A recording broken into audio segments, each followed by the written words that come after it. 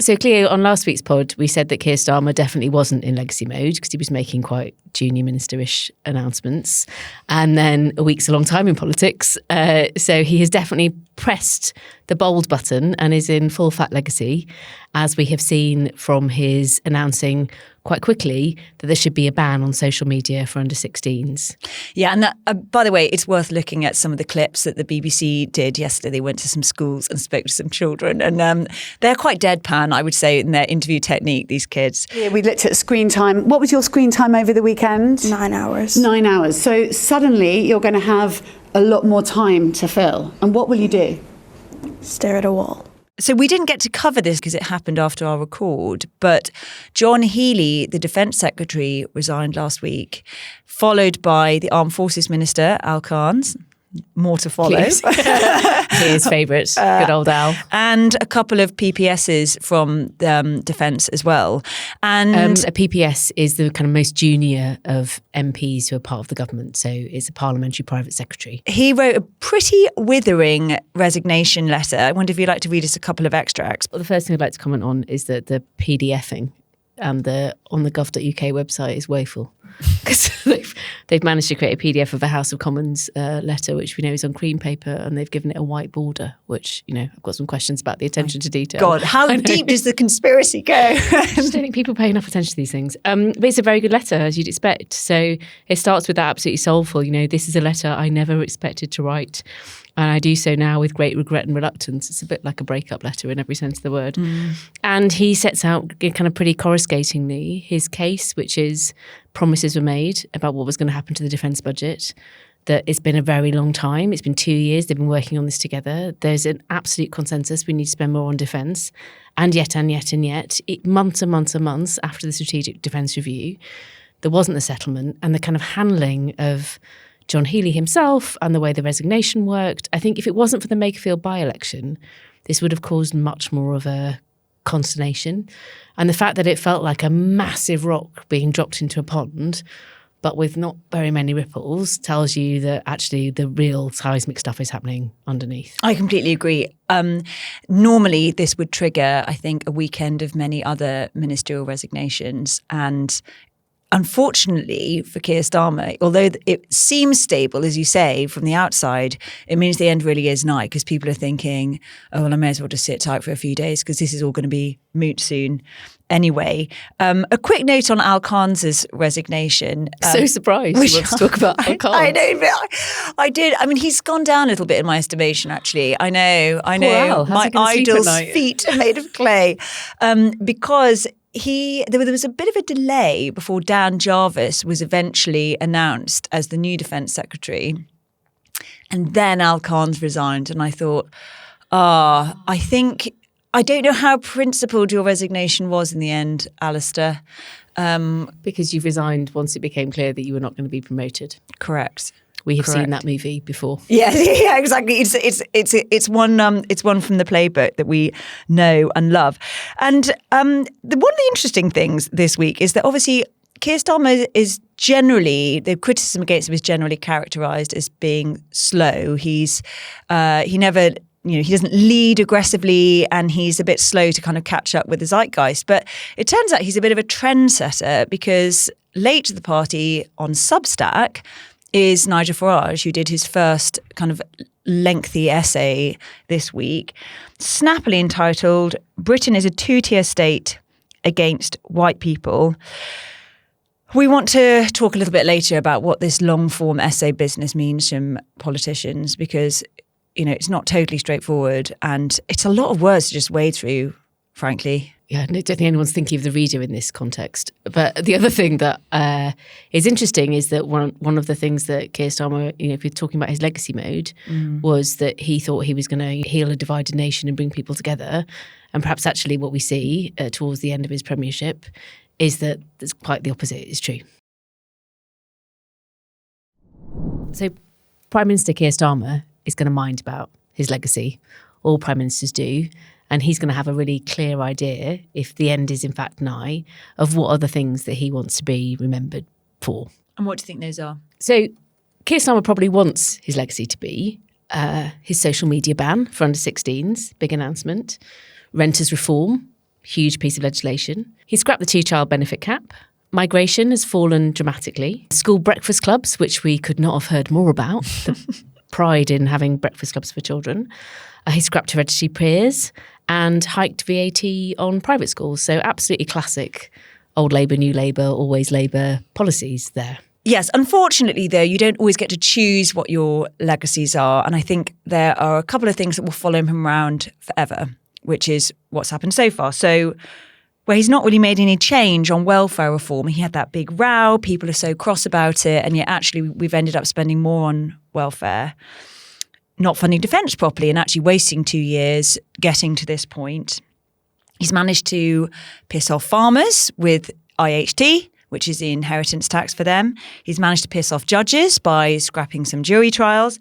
He's managed to piss off veterans because we have many of them being dragged into courts across the land and some rowback on the housing promises for them also.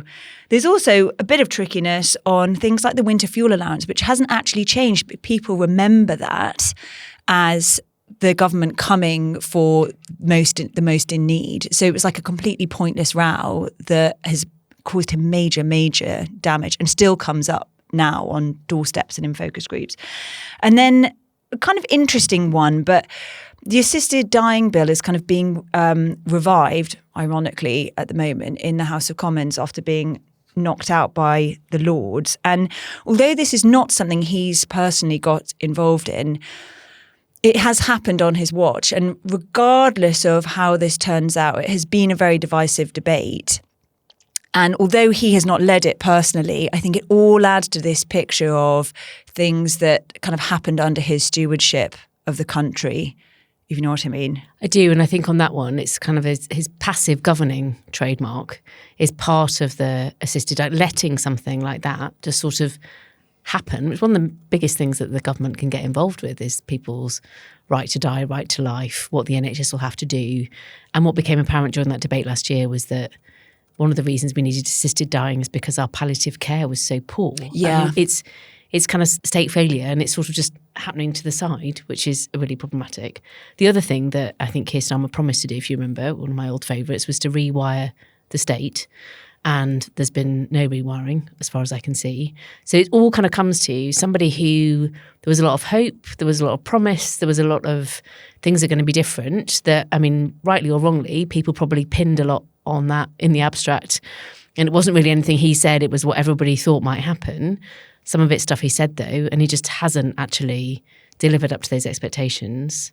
And the reality is that Keir Starmer has not, in fact, helped to build trust or restore trust in politics. He came up saying the Greens were going to be back in charge, that it was going to be a trusted time. And if you look at the data on what's happened with trust in politics, it's not got any better. It's, it was already at a 40-year low when he took office. And it has, it's the lowest it's been since 1983. He hasn't changed anything at all about people's trust and faith in politics. And that is really troubling. Yeah, I mean, that's totally true. It's a real vibes-based politics, that one, because these aren't specific policies he can reel off. But yeah, he said, we can only be healed by actions, not words. And he targeted the lack of trust in politics when he stood in front of the famous Black Door in Downing Street and said, this is what I'm going to do. It's time for change. To not have moved the dial at all is quite surprising, particularly when you work from the baseline of how unpopular the Conservatives were when he took over, and to come in with such a big they left majority. A lot of, in this aspect, they definitely left a lot of room for growth, it's fair to say, in terms of restoring trust. True. So it is remarkable. I mean, the other thing, again, it's related to what John Healey said in his letter and some of the kind of really breathtaking criticism of the damage to the UK standing in the world that comes from making promises about defence spending and then not doing it. If you look at our data on how we're perceived in the world and how other countries think of the UK, that also has not got any better. In fact, it's got worse. And it's not just what people think about us outside. like within our own country, just 1 in 4 people who live in this country think that we're seen positively from the outside. So there's a horrible like lack of confidence.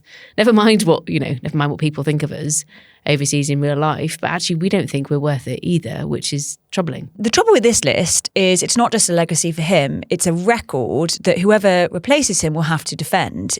One of Kemi Badenoch's problems at the moment is that she's having to rejuvenate the Conservative Party brand. And when she stands up at Prime Minister's questions and asks Keir Starmer something difficult, he's able to say, well, what about 14 years of the Tory party where this and this and this happened? It's a record from her predecessors she has to defend. Whoever takes over from Keir Starmer is going to have to do the same thing for things on this list that they arguably wouldn't have gone for themselves. But it's under a Labour banner. What are you going to do? So as well as what do we think about ourselves and what do other people think of us, it's arguable that he's actually left breathing room and space for kind of more discord, more distrust and more extremist ideas to develop. Yeah, I think one of the mistakes that the Prime Minister has made understandably, I think he's made a decision to not give Nigel Farage, for example, or Zach Polansky any airtime. He hasn't taken the fight to them. And amazingly, the Labour Party hasn't sort of earmarked a particular individual, maybe a member of the cabinet, to be the attack dog either.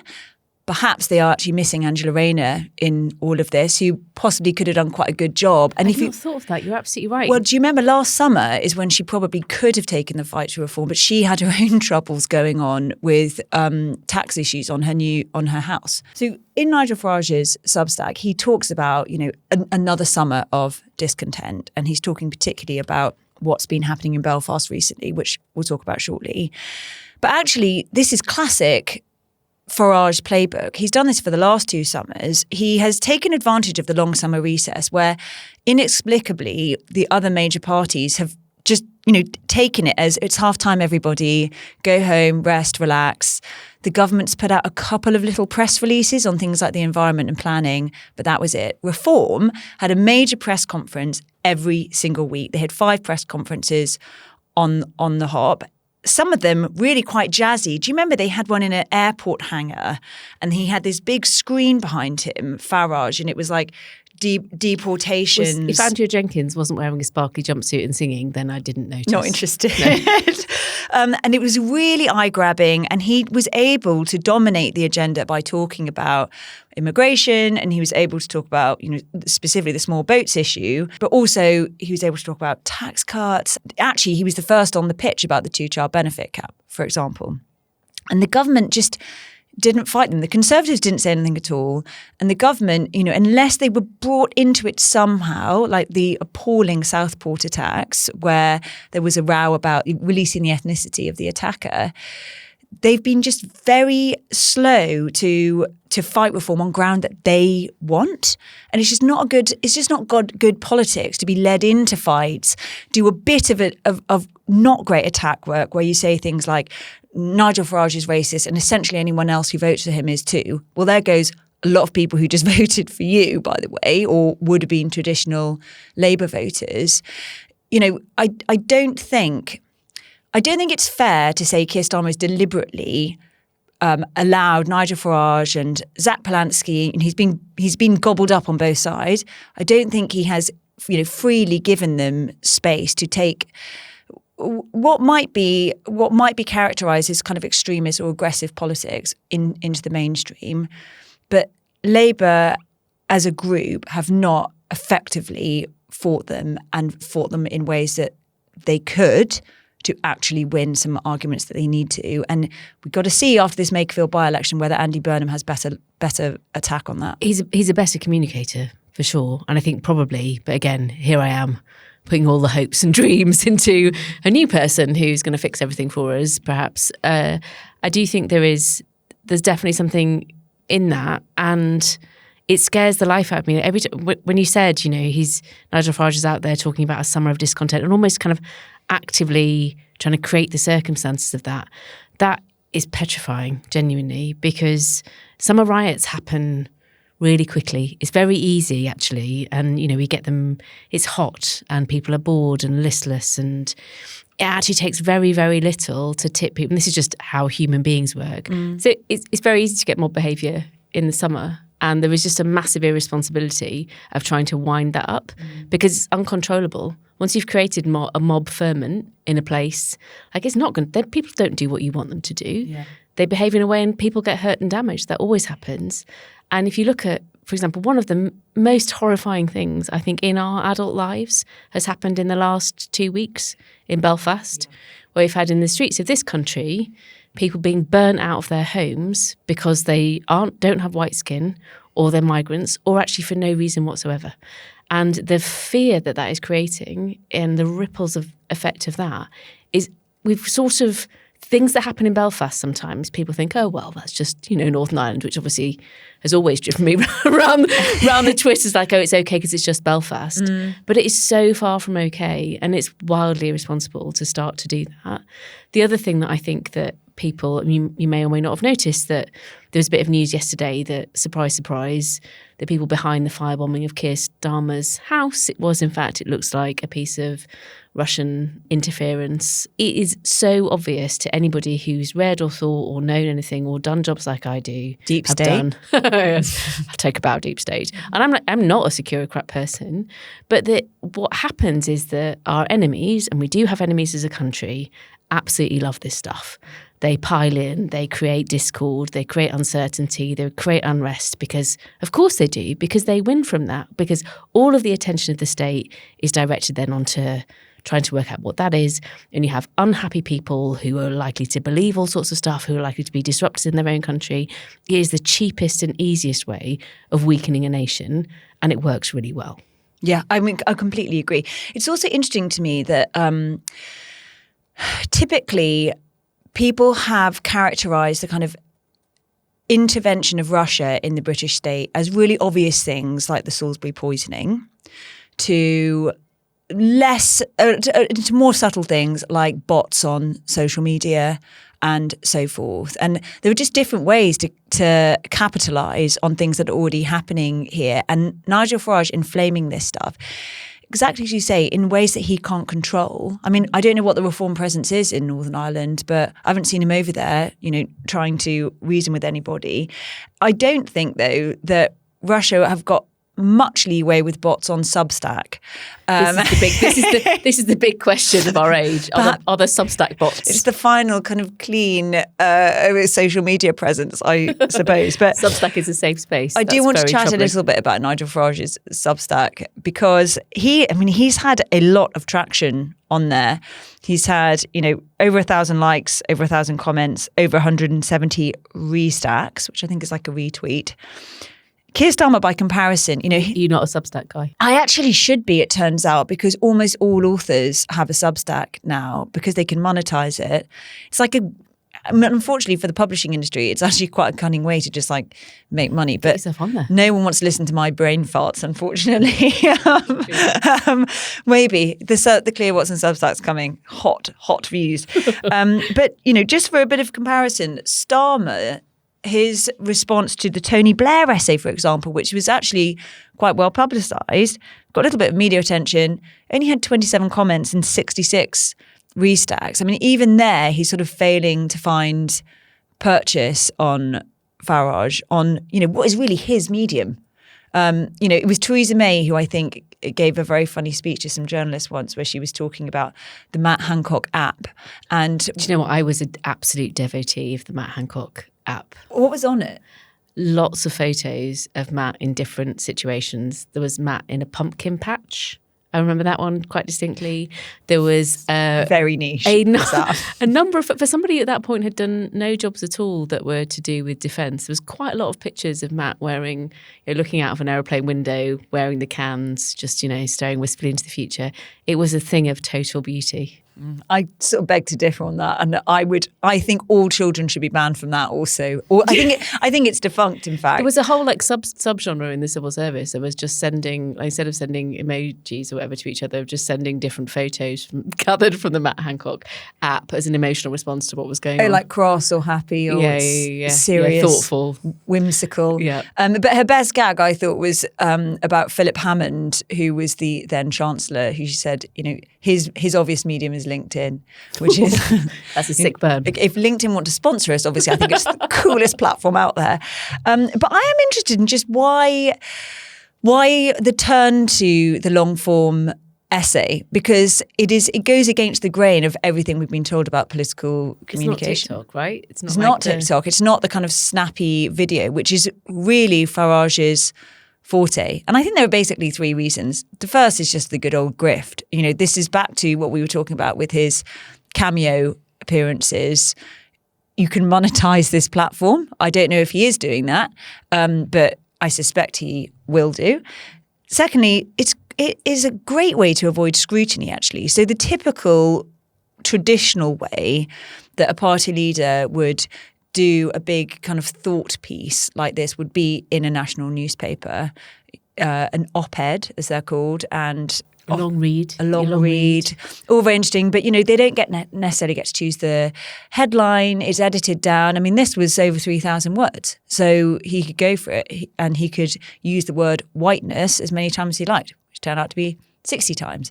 Do you think this is partly Nigel Farage like trolling Keir Starmer? It's like, not only have I beaten you on everything, but I've come to your home turf, which is the Policy Bros on Substack, and I'm also beating you on that. Absolutely. I think mimicry, that deliberate mimicry, is just the third bit in the whole thing. Okay, fine. You want to talk on here with the serious guys?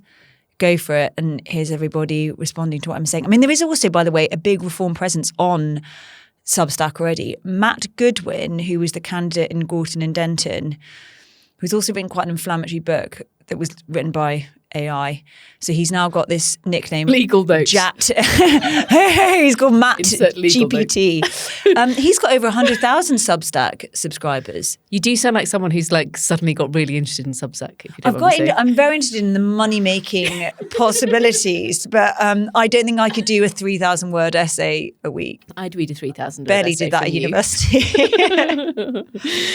But that just seems the obvious reason. More than anything, it's just not good news for newspapers that politicians are finding yet another way to communicate without them. So one of the things about prime ministers, I think probably more so than other ministers, there's something about the office, there's something about the trappings, there's something about the ways of working where, in my experience, prime ministers think they will go on forever. Even when all of the publicly available information would show that that isn't the case. In fact, particularly we seem to be on accelerated replacing prime ministers. And it's usually quite late in the day and almost always before everybody else around them has started to polish up their CVs and think about what next, that the prime minister themselves realises that actually it is coming to an end. And that kind of penny drop moment, you can see it in whether it is the end of Tony Blair's time in office, slightly less so in Gordon Brown's time, because I think he might have thought he was going to win the election in 2009 to 2010, or certainly wasn't as sure that he was leaving because he felt like he'd not been there for very long. You see it at the end of the coalition when I worked for David Cameron and Nick Clegg.